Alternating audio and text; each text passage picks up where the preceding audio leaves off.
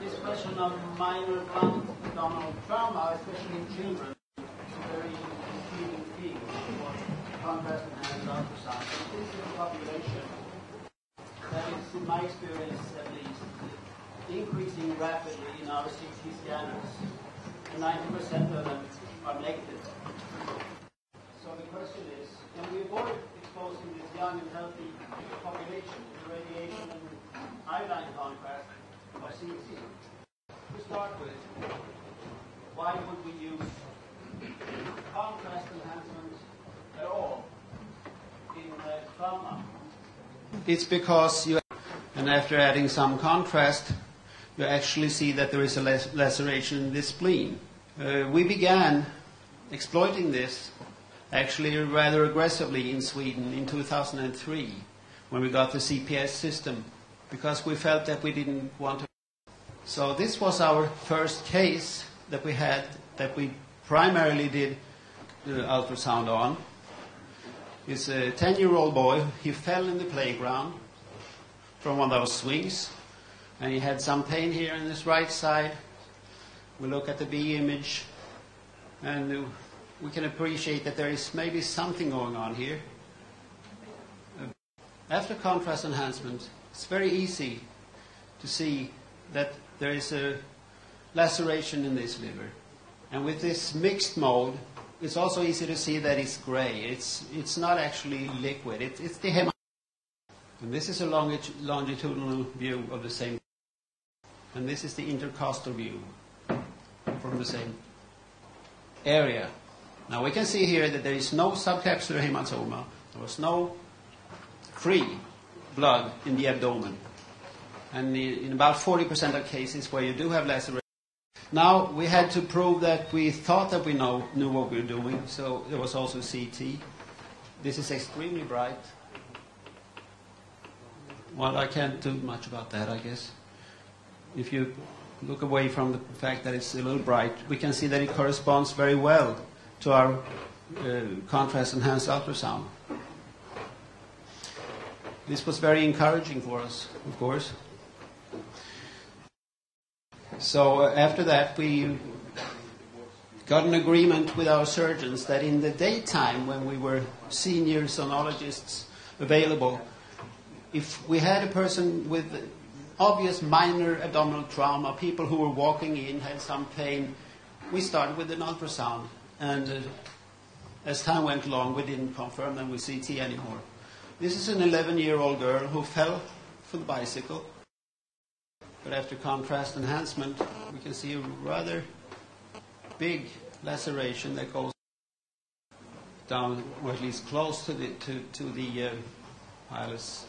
And in the longitudinal view, we see it again. And as time went by, our surgeons were perfectly happy with this in people who were otherwise stable and they didn't deteriorate in any way. So we didn't. There's a tough little guy who was at a skateboard competition. And he ran into a fence.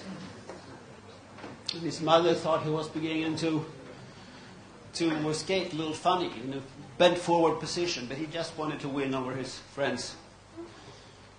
But his mother took him to the hospital, and we saw him there, looked at the liver.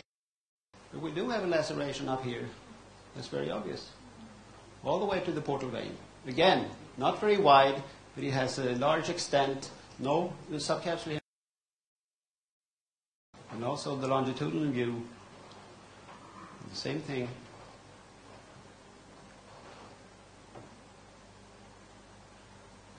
And here it comes from another position.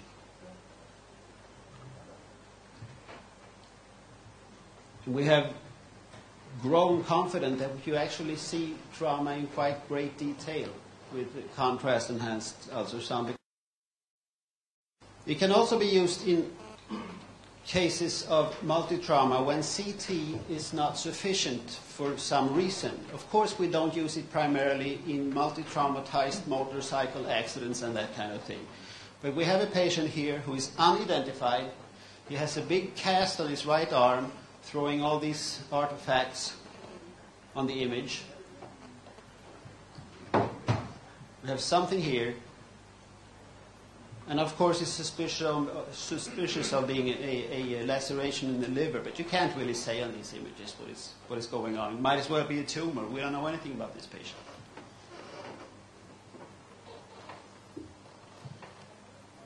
And actually, I guess some of you have seen trauma images looking like this from CT because they can't get the arms and the casts and the cables out of the way. So we bring our Sequoia to the ER, see something here, points us in the direction of that there is something going on. It might be a laceration, but otherwise we don't see very much. Coming here, we again see this very typical laceration, the serrated, very sharply demarcated laceration in the liver parenchyma. And now it doesn't look like a tumor or anything else anymore. It's actually quite.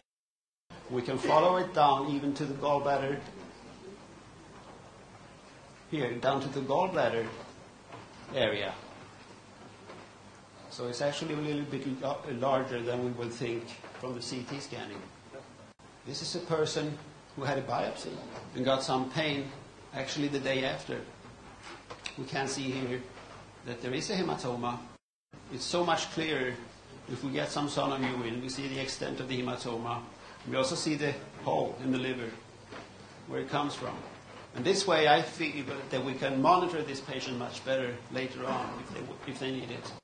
So the summary of our experience in Linköping is that we use it as the first modality for the spleen, liver and kidneys in cooperable patients when there is skilled staff at hand.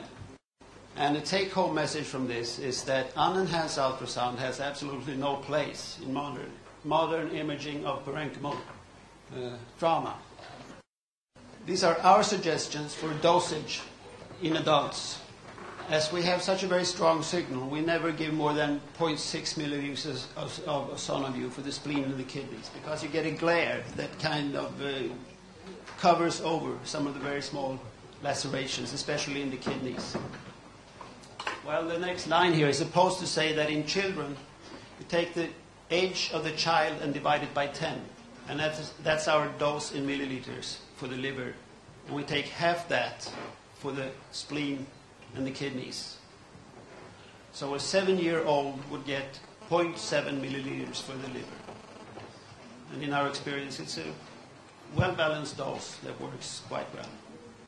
Thank you for your attention.